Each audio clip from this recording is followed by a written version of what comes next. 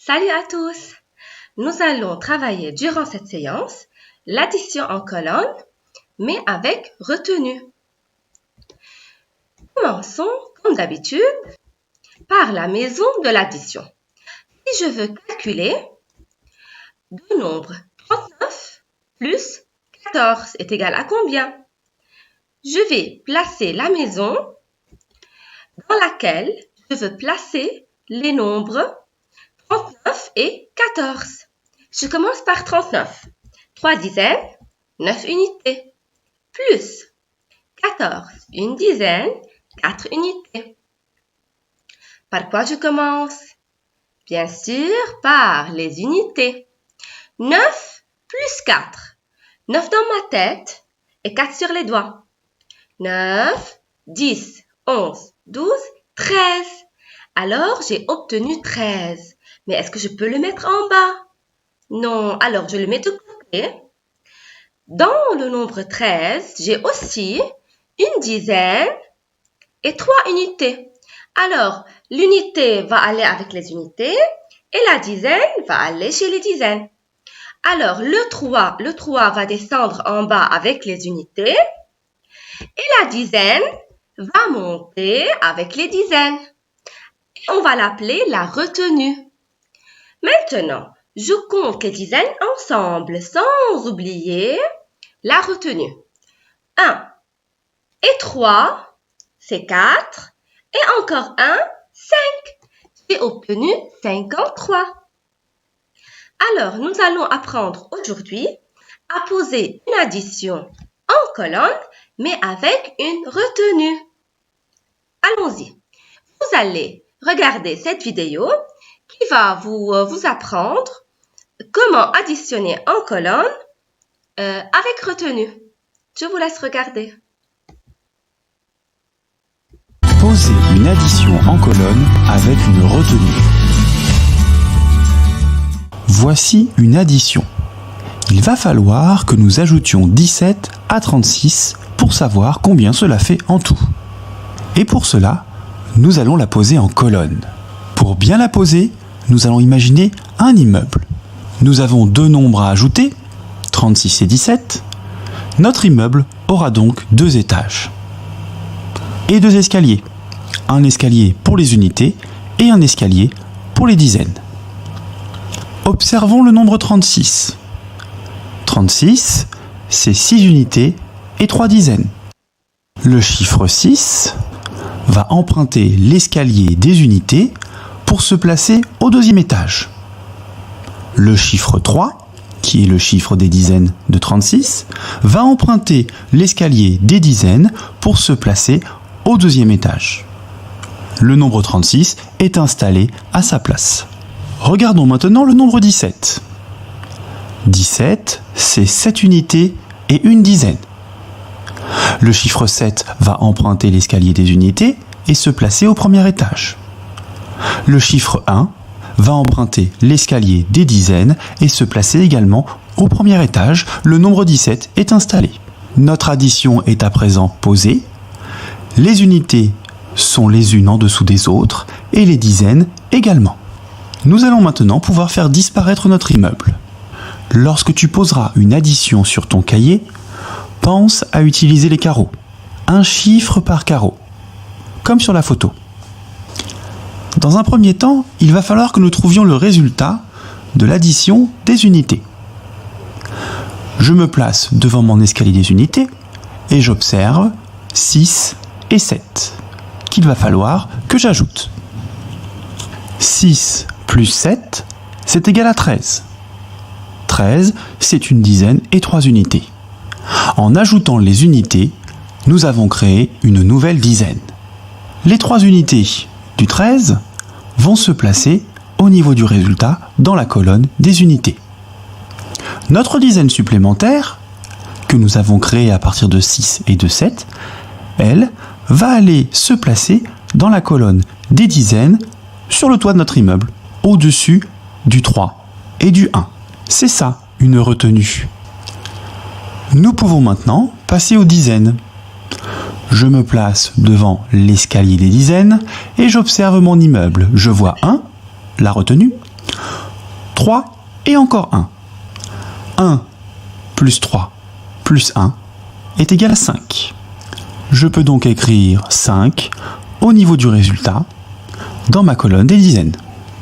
Et voilà, mon addition est terminée. 36 plus 17 est égal à 53. Le mémo. Nous allons se rappeler toujours comment poser une addition en colonne, mais avec la retenue. Par exemple, 28 plus 45. Allez, j'écris dizaines, unités, et je place les nombres. 28, 2 dizaines, 8 unités. Plus, je n'oublie pas le plus. 45, 4 dizaines et 5 unités. Et le trait de l'égal. Je commence à calculer les unités. Toujours, je commence par les unités. 8 plus 5. 8 dans ma tête et 5 sur mes doigts. 8, 9, 10, 11, 12, 13. Alors, le 13 va être de côté. Le 3 va descendre en bas avec les unités. Et le 1 du 13, la dizaine, va être dans la colonne des dizaines. Puis, je calcule les dizaines ensemble. 1 plus 2 plus 4. C'est 7. Alors, la réponse est 73. Alors, 13, puisque c'est 13, c'est 1 et 3, une dizaine et 3 unités. Je mets la dizaine, comme on a dit, dans la colonne des dizaines. Et on l'a appelée une retenue. Puis, j'additionne toutes les dizaines ensemble. D'accord? Et on continue avec les exercices d'application. Exercice 1. Dispose en colonne, puis calcule. Vous allez essayer de poser en colonne. Vous allez écrire dizaines et unités. Et la dizaine va être dans un carreau. Et on va bien arranger les nombres. Les unités sous les unités. Les dizaines sous les dizaines. En plaçant aussi le plus et le trait de l'égal. Exercice d'application maintenant du manuel, page 30. Exercice 1 pour t'entraîner. Vous avez aussi des additions et vous allez vous rappeler qu'il y a toujours ici le D pour dizaine et U pour unité si vous voulez les mettre. Sinon, on va apprendre bientôt à les enlever. On ne va plus mettre dizaines unités.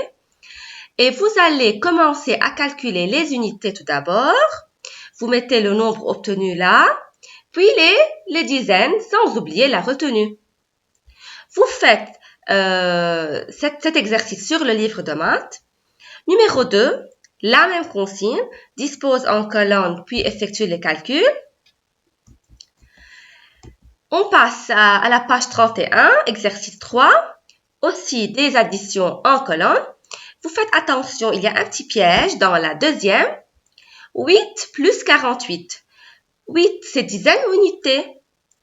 Alors, c'est unité. Alors, on va la mettre sous les unités. On fait attention. Il n'y a pas de dizaines là. D'accord? Et vous continuez les autres. Puis, vous passez à 3 problèmes. Je vais les lire avec vous. Numéro 5. Rania a besoin de 48 perles pour faire un beau collier.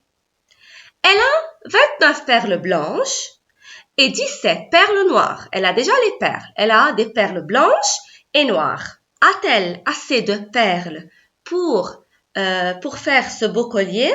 Vous allez compter tout d'abord les perles blanches avec les perles noires. Vous allez trouver c'est combien. Puis, vous allez me dire, est-ce qu'elle a assez pour construire le collier de 48 perles? Est-ce qu'elle a assez?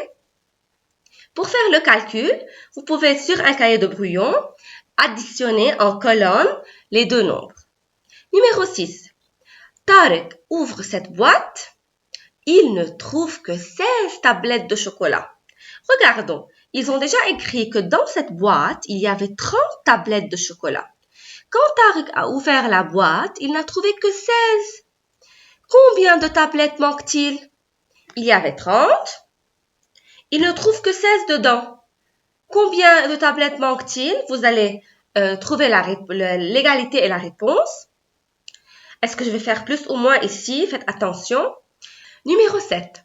Dans la classe de EB2 orange, il y a 18 filles et 15 garçons. En EB2 rouge, il y a 16 filles et 18 garçons. Alors, nous sommes en train de parler de la classe de EB2. Dans chaque classe, il y a des filles et des garçons. D'accord? Dans quelle classe il y a le plus grand nombre d'élèves? Comment je trouve? Il faut expliquer. Alors, j'écris EB2 orange. Combien il y a de filles et de garçons? Vous allez trouver la réponse avec un calcul. Puis EB2 rouge. 16 filles et 18 garçons aussi, vous allez trouver le résultat et trouver qui est le plus grand nombre. Vous allez dire dans quelle classe il y a le plus d'élèves. D'accord? Merci pour votre attention et à très bientôt.